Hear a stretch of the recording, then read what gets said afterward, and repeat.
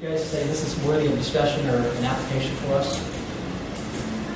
Back to around the giftings, one of the thoughts I had was that it really, to me, and even referring back to your example, seems to be one of the roles of the pastor of the church to be looking and identifying the giftings of the people and helping them step into that.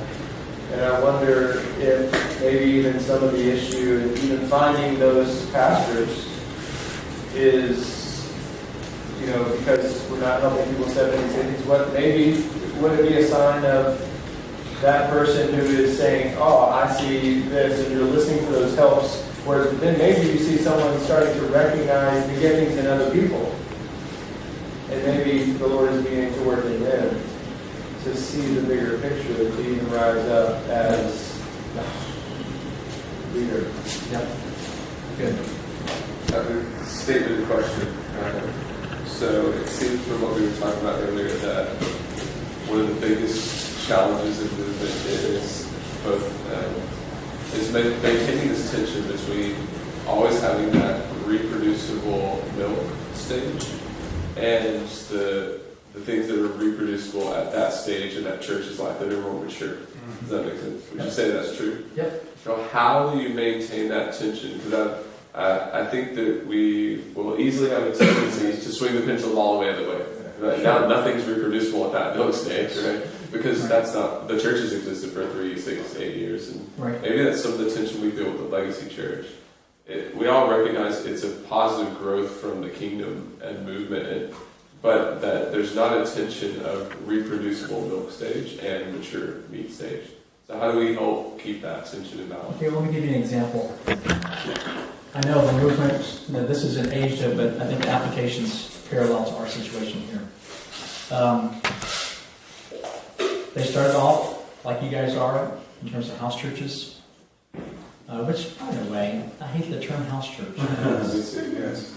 Churches meeting in homes, Yes. okay, or under mango trees or wherever, okay. But they started off in homes.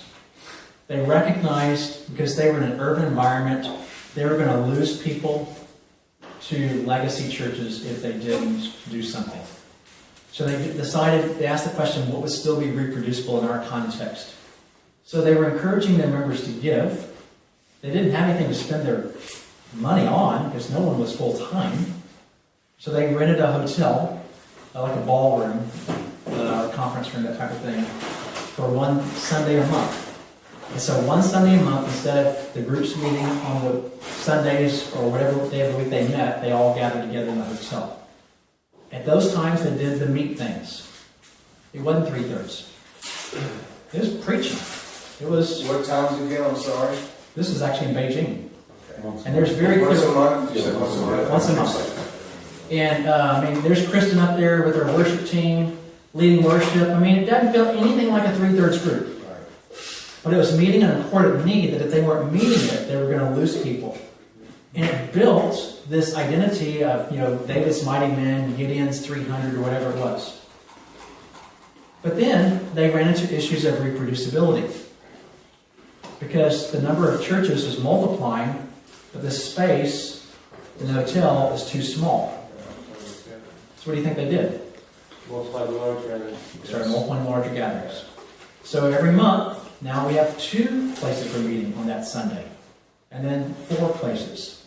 And as long as there's a place that we can gather in a larger group, it's what we're spending our offerings on. It's one of the things we're spending our offerings on.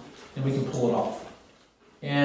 But the good thing is, I love this, they didn't do this every week. Because when I talk to staff members, 70% of their week is devoted to 1 to 2 hours on Sunday. That's why I'm here. Yeah, sure.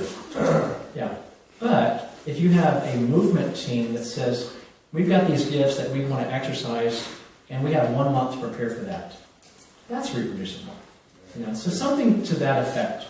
It's just one example of how you can apply what I'm talking about. And then another thing that happens is, what do you think happens in the eyes of legacy churches if they see a group of 200 people meeting on a Sunday in a school or a hotel or whatever? It validates it more. Absolutely. There's a huge CPM in Cuba And they did something completely counterintuitive to my thinking. Now, in Cuba, it's a very repressive communist state.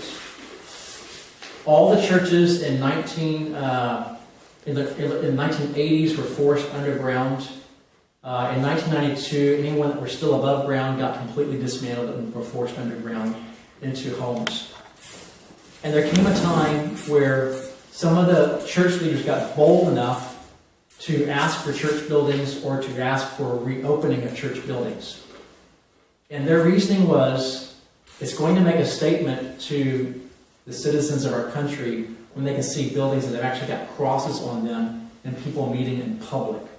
And so the house church movement came above ground for the sake of legitimacy in the eyes of the larger population. So again, that's another thing that will happen when you start doing things like this.